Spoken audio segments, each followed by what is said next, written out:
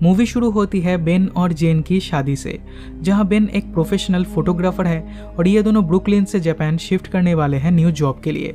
काम शुरू होने के कुछ दिन पहले ही ये दोनों जापान जाने का प्लान बनाते हैं ताकि वहां पर एक केबिन रेंट पे लेके ये दोनों अपना शॉर्ट हनीमून एंजॉय कर सके।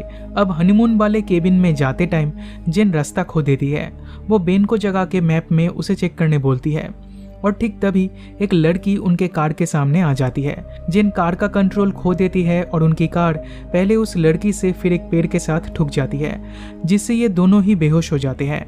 होश आने पर जेन भागते हुए उस लड़की को देखने जाती है, पर उधर कोई नहीं था। बेन कहता है शायद कोई और उसे हॉस्पिटल ले गया होगा और रोड पे थोड़ी सी भी खून नहीं है। इससे तो ये लगता है कि उस लड़की को ज्यादा चोट नहीं आई होगी। कुछ देर बाद पुलिस आके उनकी मदद करती है और ये दोनों अपना हनीमून ट्रिप कंटिन्यू करते हैं।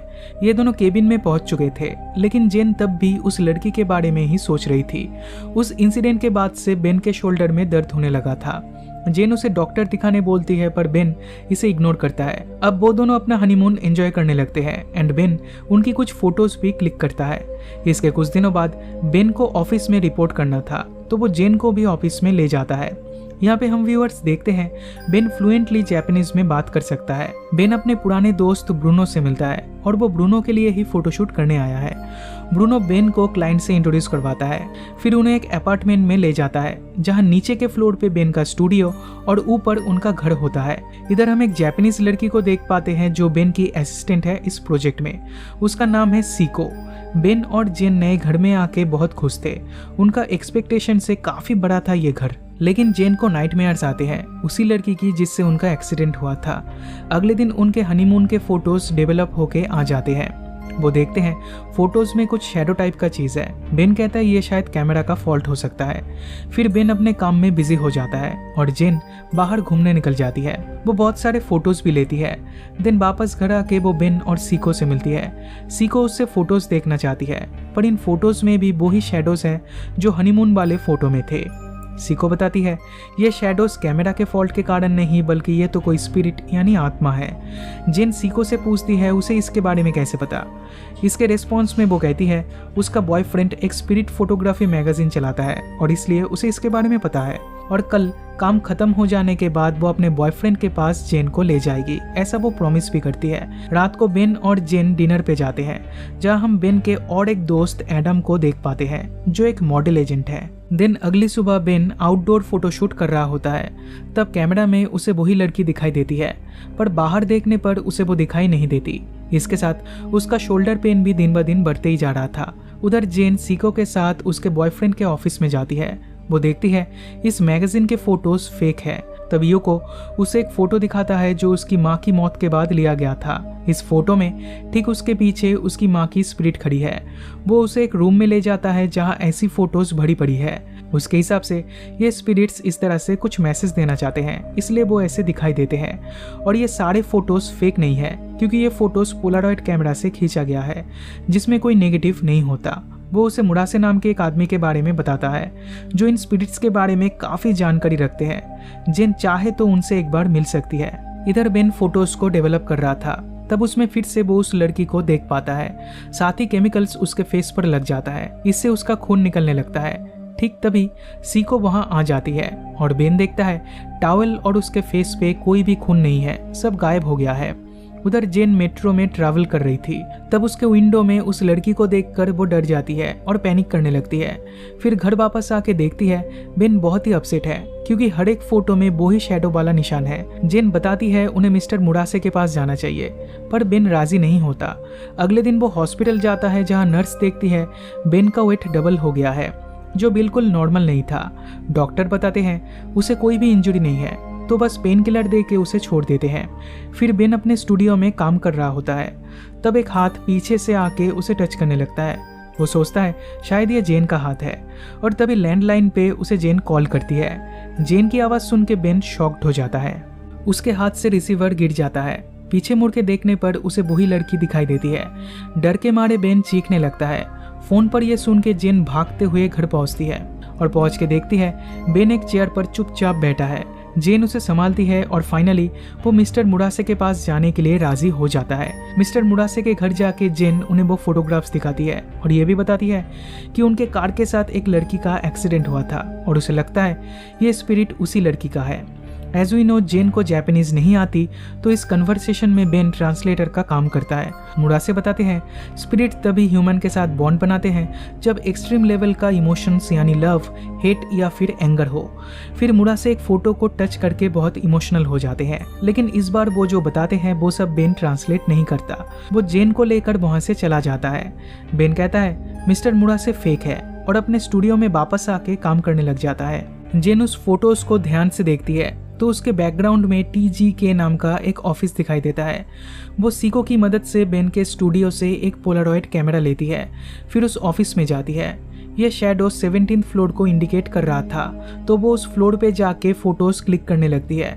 वो इस बिल्डिंग में उस स्पिरिट की प्रेजेंस चेक करना चाहती थी। बहुत सारी फोटोज क्लिक करने के बाद फाइनली उसे वो स्पिरिट दिखाई देती है। वो डर जाती है और भागने लगती है, लेकिन दरवाजा अपने आप बंद हो जाता है और एक फोटो फ्रेम जमीन पे गिर जाता है। ये एक ग्रुप फोटो था जिसमें वो लड़की भी थी। फोटो में उसका नाम मेगुमी लिखा था और फोटो के पीछे फोटोग्राफर का नाम था बेंजामिन शॉ, यानी कि उसका हस्बैंड बेन। जेन जब बेन को कन्फ्रंट करती है तब बेन कहता है वो मेगुमी को जानता है। बेन इससे पहले जब जापान में काम करता था तब मेगुमी उस ऑफिस में ट्रांसलेटर का काम करती थी। ये दोनों सीरियस रिलेशनशिप में थे, लेकिन मेगुमी के फादर ट्रेडिशनल टाइप के थे। वो इन दोनों का रिलेशन एक्सेप्ट नहीं किए। तब से मेगुमी ज़्यादातर बेन के साथ ही रहने लगी थी। दिन ब दिन वो बहुत ही नीडी, अटेंशन सीकर और बेन को लेकर बहुत ही ऑब्सेसिव होने लगी थी। दिन उसके फादर की मौत के बाद वो और भी ज़्यादा टूट गई थी। वो कई बार खुद को ख़त्म करने की भी कोशिश की थी। वो हर जगह बेन को फॉलो करने लगी थी। बेन अब इरिटेट हो चुका था। वो मेगुमी को और हैंडल नहीं कर पा रहा था। वो डिसाइड करता है कि वो ब्रेकअप कर लेगा। ये सब उसने ब्रूनो और एडम को बताया था। ब्रूनो और एडम ने ही मेगुमी से ब्रेकअप करने में उसकी मदद की थी। जेन ये सब सुन के अपसेट हो जाती है और वो डिसाइड करते हैं कि वो वापस न्यूयॉर्क चले जाएंगे। बेन ब्रूनो को कॉल करता है तो ब्रूनो बताता है उसने कुछ दिन पहले मेगुमी को रास्ते पे देखा था। अगले दिन एडम उसके स्टूडियो में एक ऑस्ट्रेलियन मॉडल का फोटोशूट कर रहा था। तब कैमरा के थ्रू बार बार उसे मेगुमी दिखाई दे रही थी। फिर अचानक से मेगुमी लेंस के थ्रू आकर उसकी आंख फोड़ देती है, जिससे उसकी मौत हो जाती है। बेन और जेन अपना सामान पैक कर रहे थे, पर तभी उन्हें ब्रूनो का कॉल आता है। ब्रूनो उन्हें एडम के बारे में बताता है और हॉस्पिटल में आने के लिए कहता है। इसी के साथ हम व्यूअर्स देख पाते हैं कि ब्रूनो के ठीक पीछे मेगुमी खड़ी है। सीन चेंज होकर हॉस्पिटल दिखाया जाता है, जहां जेन और बेन ब्रूनो का वेट कर रहे थे।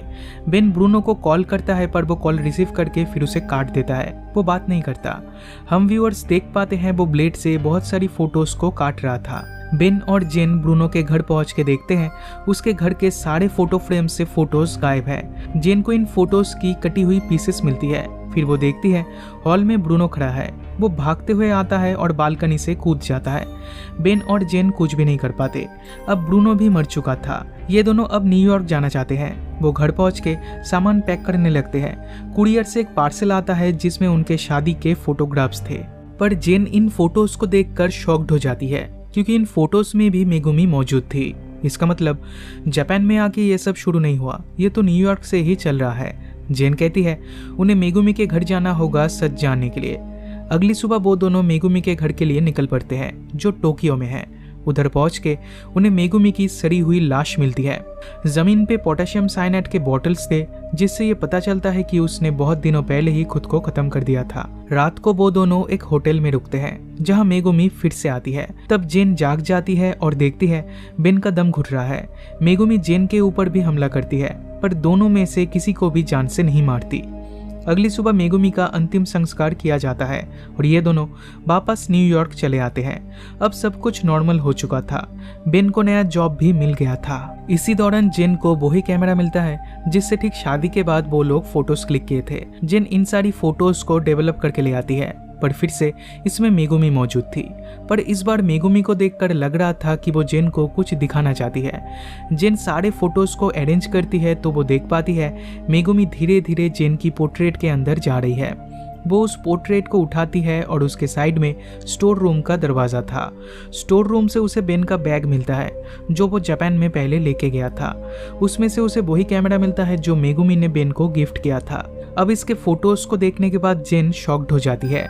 दिन जब बेन घर वापस आता है तब जेन उसे कन्फ्रंट करती है। वो लैपटॉप में उसे वो फोटोज दिखाती है और पूछती है ये सब क्या है और बेन ऐसा काम कैसे कर सकता है। इसी के साथ हम व्यूअर्स भी उन फोटोज को देख पाते हैं। इसमें मेगुमी ब्रूनो और एडम के साथ थी और वो लोग उसका फायदा उठा रहे थे। तब बेन कहता है मेगुमी पागल थी, बेन उसे कंट्रोल नहीं कर पा रहा था और वो लगातार बेन को परेशान किए जा रही थी। एक दिन ब्रूनो और एडम को वो सब कुछ बताता है तो एडम सजेस्ट करता है कि मेगुमी के ड्रिंक के साथ स्लीपिंग पिल्स मिला के उसके साथ कुछ गंदी फोटोज लेंगे जो उसके फैमिली को दिखा देंगे बोल के उसे ब्लैकमेल करेंगे, जिससे फाइनली मेगुमी बेन से ब्रेकअप कर लेगी। बेन ठीक ऐसा ही करता है और मेगुमी ने जो कैमरा उसे गिफ्ट की थी उसी से फोटोज लेता है। लेकिन ब्रूनो और एडम बस फोटोज लेके खुश नहीं थे, वो लोग मेगुमी का फायदा भी उठाते हैं। बेन कहता है सिचुएशन आउट ऑफ कंट्रोल हो चुका था, वो ब्रूनो और एडम को रोक नहीं पाया, लेकिन बेन ने मेगुमी को टच भी नहीं किया था, इसलिए बेन के हिसाब से उसकी कोई गलती नहीं है। अब जेन को रियलाइज होता है कि मेगुमी सिर्फ उसे बताना चाहती थी कि बेन कितना घटिया आदमी है और मेगुमी कभी भी जेन को कोई भी नुकसान पहुंचाना नहीं चाहती थी। जेन हमेशा के लिए बेन को छोड़कर चली जाती है। तब बेन एक पोलारॉइड कैमरा से फोटोज लेने लगता है ताकि वो मेगुमी को देख पाए। साथ ही चिल्लाने लगता है कि मैं और तुम अब सारी जिंदगी एक साथ हैं, यही तो तुम चाहती थी, अब आओ सामने। लेकिन एक भी फोटो में मेगुमी दिखाई नहीं देती। वो गुस्से से कैमरा को फेंक देता है और एक फोटो क्लिक हो जाता है। वो उस फोटो को देखता है तो उसमें मेगुमी दिखाई देती है जो उसके शोल्डर पे बैठी थी। इसी के साथ बेन के इंजुरी का रीजन भी हमें पता चलता है। मेगुमी के वजह से ही उसके शोल्डर में पेन हो रहा था और उसका वेट भी डबल हो गया था। मेगुमी को हटाने के लिए फोटोग्राफी लाइट से वो शोल्डर पे इलेक्ट्रिक शॉक देता है जिससे पूरी बिल्डिंग की इलेक्ट्रिसिटी चली जाती है। अगले सीन में हम बेन को मेंटल असाइलम में देख पाते हैं। नर्स उसके लिए खाना लाती है और फिर उसे इंजेक्शन दे के चली जाती है और तब हम व्यूअर्स मेगुमी को भी देख पाते हैं जो तब भी बेन के शोल्डर से ही लटक रही थी। और इसी के साथ ये मूवी यहीं पे खत्म हो जाती है।